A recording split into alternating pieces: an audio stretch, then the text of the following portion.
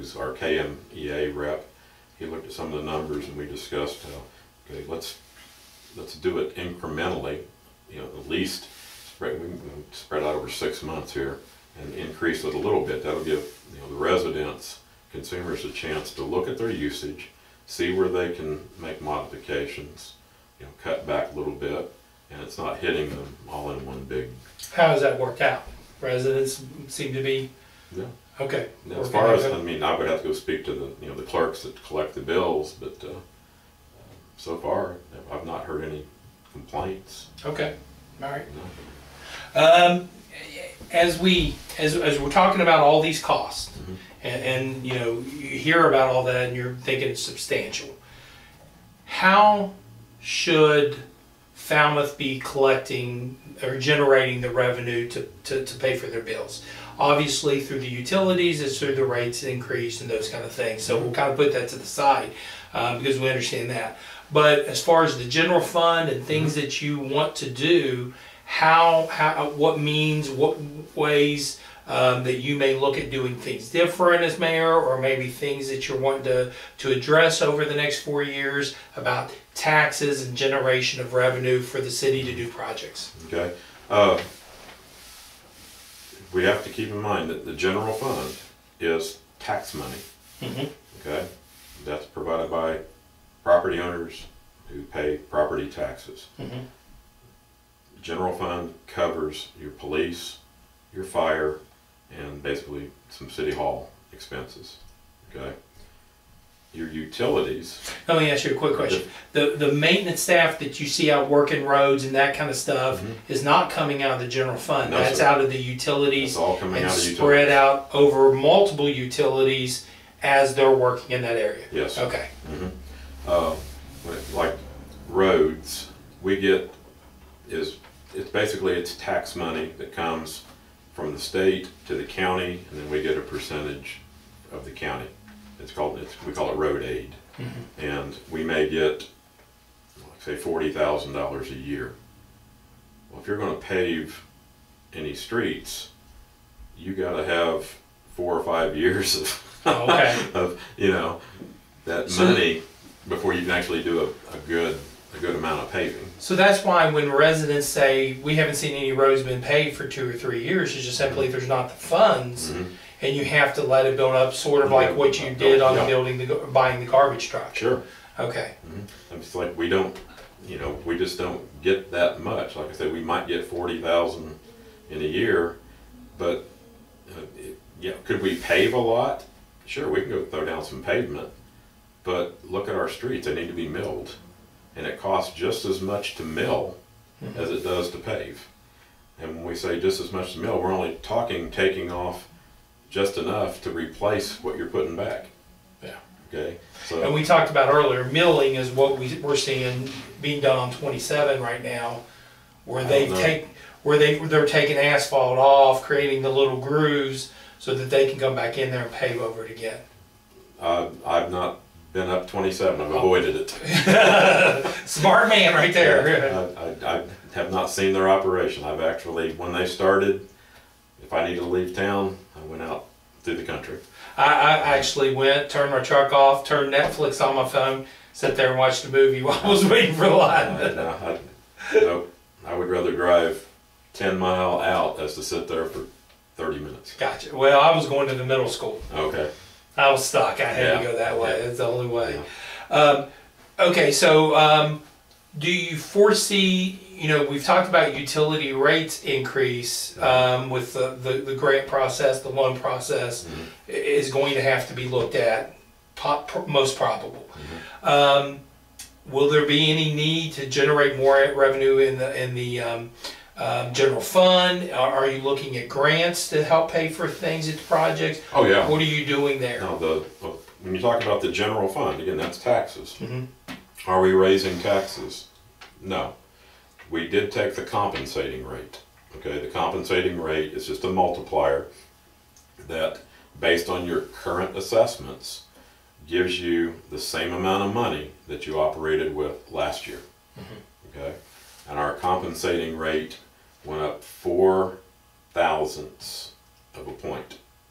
So to put that in numbers, if you have a $100,000 piece of property, your tax bill went up a couple bucks. Couple bucks, okay. Okay, or $4, excuse me, $4. Okay, if you had a $200,000 piece of property, it would be $8. And the reason why it went up 8 was because the way the numbers work out, for you to have X number of dollars that you had last year, this is what it needed to be to just generate the same amount of money. And I was really surprised at, it was almost, the compensating rate was almost the same tax rate that we had last year. Okay, it was, like I said, it's only 4,000th of a point different. We have seen, since the recession ended, we've seen the housing market increase. We've seen a lot of homes, instead of just being bought and used as rental property, we're starting to see those single owner homes come back. We've seen several new builds out at Cardinal Ridge. And that's new tax money that we have now that we didn't have before. So if you want to generate more revenue, you need more development. How do you support that? How do you encourage, in a mayor position, how do you encourage city council? What do you do? What's the actions you all can take to encourage those things to occur? And get more people like you and Carla coming into the city. Yeah, well, you've got to make it, you've got to have conveniences, okay, and that's businesses, but you also have to have an infrastructure that will support it, okay. I kind of use the analogy that Falmouth is like an old house that you just inherited, okay. Yeah, it would be great to paint it and make it look nice, but if the electric work needs to be done, you want to tear into the walls and stuff and replace your electric before you start wallpapering or painting. Okay? If the plumbing still has lead pipe, you need to get your cast iron pipe. You need to get that out. You gotta attack the infrastructure first. Okay? So yeah, would you like to do things to make the city look better? Sure. It's like paving, but until we fix what's in the ground, it's kind of pointless to. Gotcha. It's the icing on the cake that makes the cake look pretty. Okay? But you're there to eat cake. Yeah, very true. Especially if it's blackberry jam cake. I'm all up for that right there. Not a big fan. Oh. Not a big fan. Well, last question I want to ask. You're elected mayor. You start January 1st. Well, you would continue on with your term on January 1st. That would run for 4 years, so it'd be 2022. At the end of that 2022, you've been in mayor 6 years? No, 5. 5? Okay, I thought you were just 1 year? Okay, so 5 years. What would people looking at your 5 years of mayor see as the most notable things that have been accomplished, done, city ran? What would be that legacy you would have as Ron Stinson as mayor for after those 5 years? Well, I'm hoping to see our I&I fixed. I&I. Inflow and infiltration. Okay. And our sewage. Okay. Okay. These are things that are near and dear to us because we have to deal with it on a day-to-day basis. The homeowner doesn't see it, know it. Okay. But from the mayor's standpoint, that's a biggie. I want to see our water loss decreased, okay, with our water lines. And we have taken steps. We've gotten our water loss, a year ago it was 35%. Last time we calculated, we had it down to 22%. Is it where we need it to be? No. We need it down to 15% or below. Okay? So those things are near and dear to me. My police department. I've got a police department now I'm extremely proud of. Okay? And I gave the chief a task of what I wanted him to bring into the city and what I expected him to do. And he is in full agreement with me, and that's what he's working on. First and foremost, I told him I want my officers, most of an officer's job is public relations. And I want the officers, I want the chief, assistant, whoever, out talking to the people. I want you at McDonald's. I want you, at Howard's. I want you meeting and talking to the people. I said, first and foremost, I want them to know you by your first name. Okay? Of course, with Shannon's, that's what Shannon's all about. Okay? But secondly... And Shannon, for those you might not know, is the police chief, Shannon Clem. Shannon Clem. Yeah, but most people who've been here any time at all know Shannon because he worked here previously. Mm-hmm. He worked third shift, so a lot of people didn't really get to know him very well because they were in bed. Yeah. Okay? But no, he's... And the people who got to know him on the third shift might not have had the... No, PD is, I've got several very experienced officers now. Like I say, an Officer McClure, he is a drug dog. I mean, he himself, he has, I know in just the short 3 or 4 months he's been here, he's had, gosh, at least 11 felony arrests. I mean, took out a major drug trafficker, and he's doing a great job. Well, and that leads to a great question. What, over the next 4 years, what do they need to increase to do? Because obviously that's a problem in every community. Oh, sure. I was down at the Colson Hart debate in Harrison County, and before that, the 2 mayoral candidates down there spoke. And guess what they spoke about? The drug problem they have. Yeah. And I would bet my big toe that if you go to every small town in the state, in the country, they're facing the same problem. So for these people who say, oh, Falmouth is this, oh, that's a bunch of bull crap. This is the same problem everywhere. It's not a Falmouth problem. Exactly. But we have to deal with it. So what do you all need to do? What does the police need to do over the next 4 years to even battle it more? One of the steps we're taking is we're reinstating the VIPS program. The more eyes and ears you have out there, the more help, the easier it is to combat it. Just with Veterans Park, there's a big complaint about the needles and the fact that people didn't want to go to it anymore. When I heard that, my wife and I made it a point that we were going to try to work against that and make Veterans Park something that somebody wanted to go to. So did we go out and buy a bunch of new equipment? No.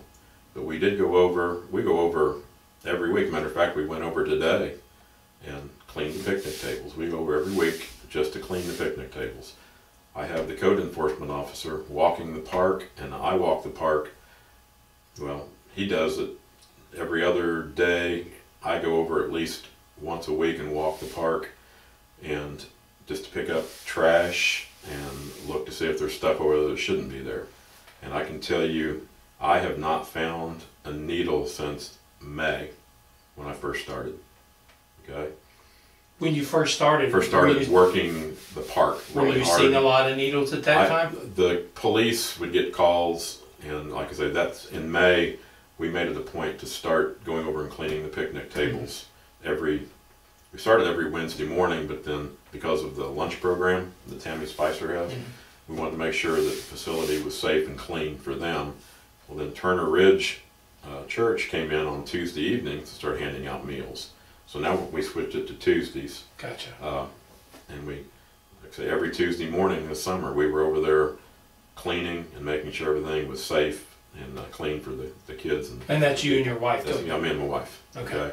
And like I said, the code enforcement officer, he walks the park, I said, about every other day, picks up trash and so forth. But as far as needles, I found the needle back in May. I think there was, I found 2 needles one day and one another. And since then, since we've been going every week and our presence has been a little more, hasn't been any needles.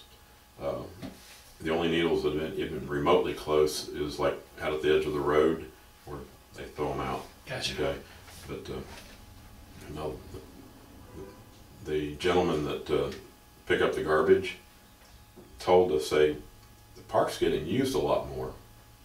I'm like, well, what makes you say that?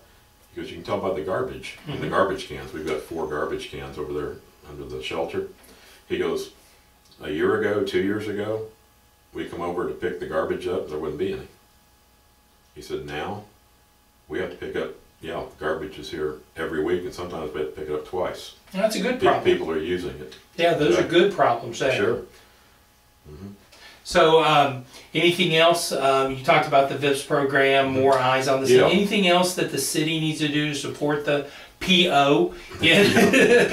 PD. I'm sorry. SO. SO. That's right. I mixed them. Okay. No, I told the officers, look, the PR, the public relations. When people get to know you, then you get more information. Yeah. They get more comfortable with you.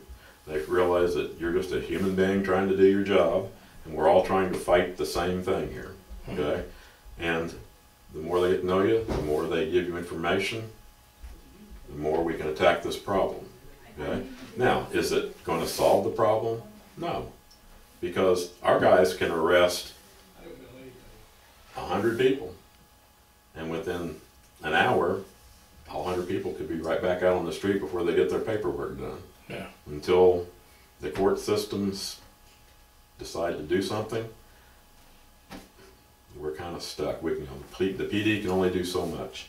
Well, and I had in the sheriff's interviews, one thing that came up that I've tried to repeat several times is that they've talked about the importance, just like you said, of the citizens telling the police officers, because they note that every single time. And every time they note that, that's something that goes in front of the judge to let it know that the community's fed up with this problem. Sure. And it just adds to it and it adds to it and it adds to it. So, but at the same time, it takes time. They know for it to get a conviction, it has to be this. Oh, yeah. And it takes time to get to those levels. They don't want to, as one said it, we don't want to waste our time and our resources building a case that we know does not meet the measure that the judge is. So we have to wait until we get to that level. Now, part of the things that they get in that way, they need informants.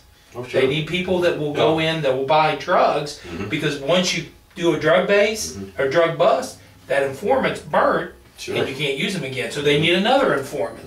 So it's really the people. It's the residents. Yeah, those are called CIs. CIs, okay.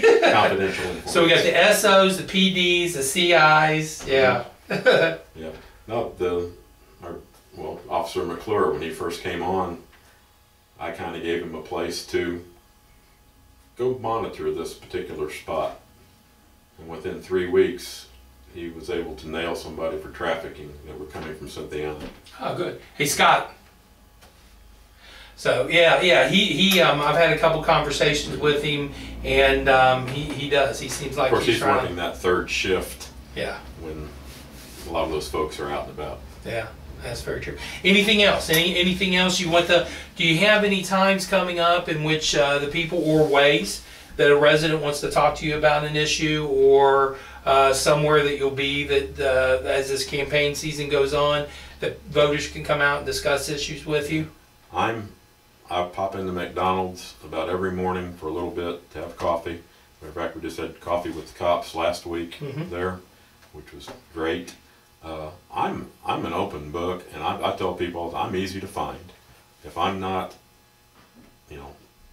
at City Hall, I'm usually there in the mornings, and all you got to do is call, stop by, leave a message, catch me there. I'll make time, unless I got a meeting, I'll make time for anybody, anywhere. If not, if I'm out working in my shop, I have people stop by. I don't want to bother you. That's no problem. Sometimes they bother you while you're eating pizza at lunch, getting ready for the Wolf Festival. Yeah, that might have been me last week. Yeah. But no, like I say, I'm pretty easy to find or locate if I'm in town. And I said, just tell City Hall, they'll contact me, and I can drop what I'm doing and talk to anybody. All right. And I'd rather talk to you face to face than do the Facebook, social media stuff. I'm not a big fan of that. It has its good points, but then it has its really poor points. Yeah, that's very, very true. Like most things, it's dependent upon how people use it. Food and stuff has its great points, but when you're like me and you abuse it, then it's got its bad points. I have no comment. All right, well, thank you for coming. Thank you for spending a little bit over an hour with us talking to it. No problem. We love being able to get in and having deep conversations. where the voters don't get these sound bites that they really don't mean anything, and being able to see who the candidates are, see why they make the decisions or have the stances they do, and then they can decide which one they want to support because they have a good understanding. It makes a little bit more requirement for you all because it's about an hour video to watch, but that's the responsibility of voters to get informed so you can make the best decisions on where you want your city of Falmouth to go. Thanks again for coming. Thank you. Thank you all for watching, and continue to watch our videos.